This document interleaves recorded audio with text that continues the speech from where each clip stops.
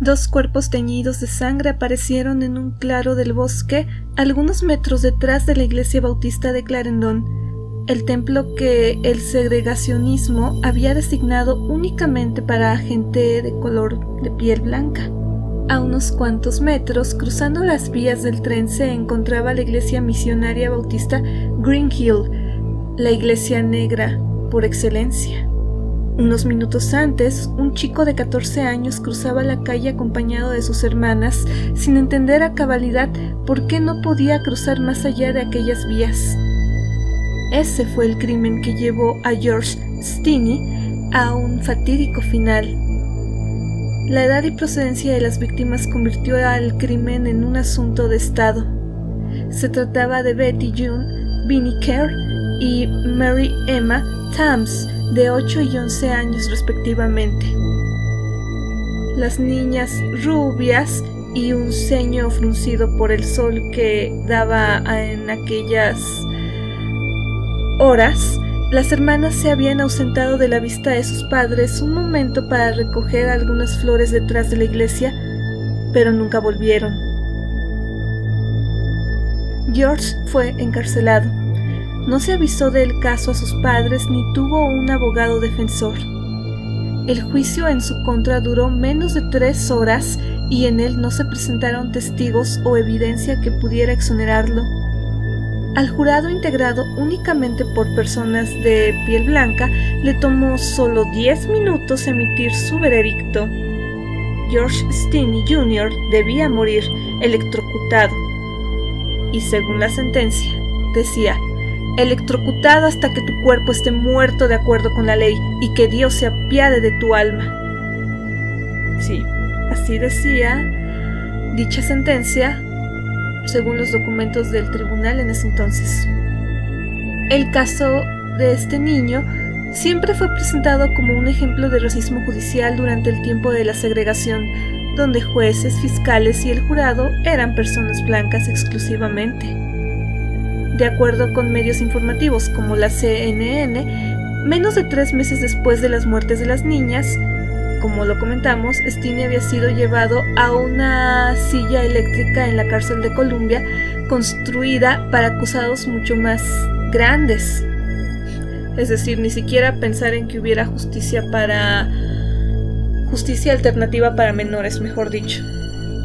Vamos, en la época en la que sucedió esto, ni siquiera habían sido firmados documentos tales como la Convención Internacional sobre los Derechos del Niño y otros más, que protegieran en este caso el interés superior de la niña y el niño, o en este caso de personas menores de 18 años de edad. Pero, como decíamos, el niño fue llevado a una silla eléctrica que había sido construida para personas pues ya con una constitución mucho mayor, y por ende las correas de la silla no habían quedado ajustadas sobre su cuerpo y se tuvo que colocar libros en el asiento para que pudiera sentarse adecuadamente.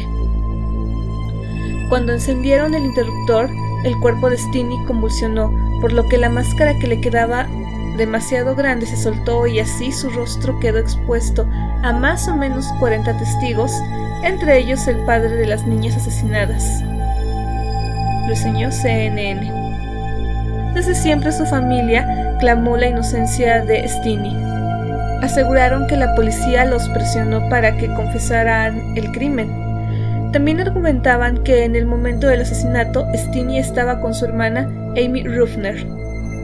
La hermana de Steene le dijo a WLTX, afiliada de CNN, que ella y Steene vieron a las niñas el día en que murieron. Steene y Ruffner estaban cuidando a la vaca de su familia cerca de las vías del ferrocarril próximas a su casa. Incluso las niñas dijeron: ¿pueden decirnos dónde podemos encontrar algunas flores de la pasión?, recordó Ruffner. Respondimos: no, y las niñas continuaron sus asuntos. Las niñas fueron encontradas al día siguiente en una cuneta inundada con heridas en sus cabezas. Para determinar la exoneración del adolescente, la jueza Mullen realizó 2 días de audiencia para escuchar a expertos y los representantes de los familiares del menor. En sus conclusiones señaló que es muy probable que la confesión de Steenie Jr. fuera forzada por las autoridades de la época.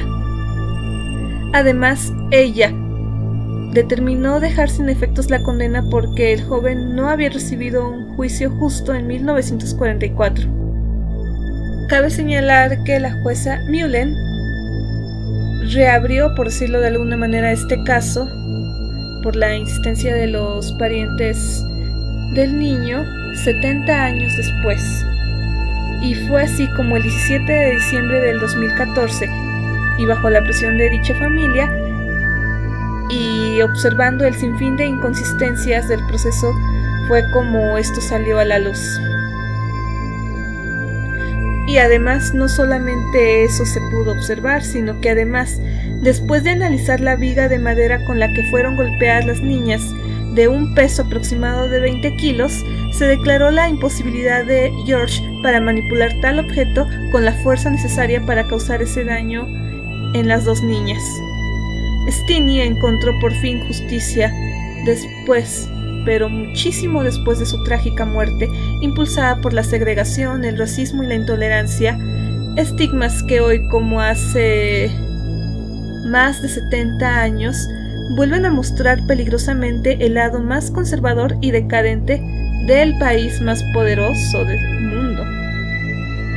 Mucho cuidado, Estados Unidos. George Steenie Jr. se convirtió entonces en el estadounidense más joven en ser ejecutado en su país. Fue una gran injusticia, aseguró entonces dicha juez al leer la decisión de exonerar al menor, y agregó que la velocidad con la que Steenie Jr. fue sentenciado a muerte es chocante y extremadamente injusta. Por cierto, amigas y amigos, cabe mencionar como un mero dato curioso que la historia de George Steenie Jr. fue la inspiración de Stephen King para la novela La Milla Verde. Esta historia también fue adaptada magistralmente en el cine en la película del mismo nombre, La Milla Verde o Milagros Inesperados, por el director Frank Darabont, con Tom Hanks y Michael Clark Duncan como John Coffey, un hombre de espíritu bondadoso que, a pesar de su enorme tamaño, tiene el corazón de un niño.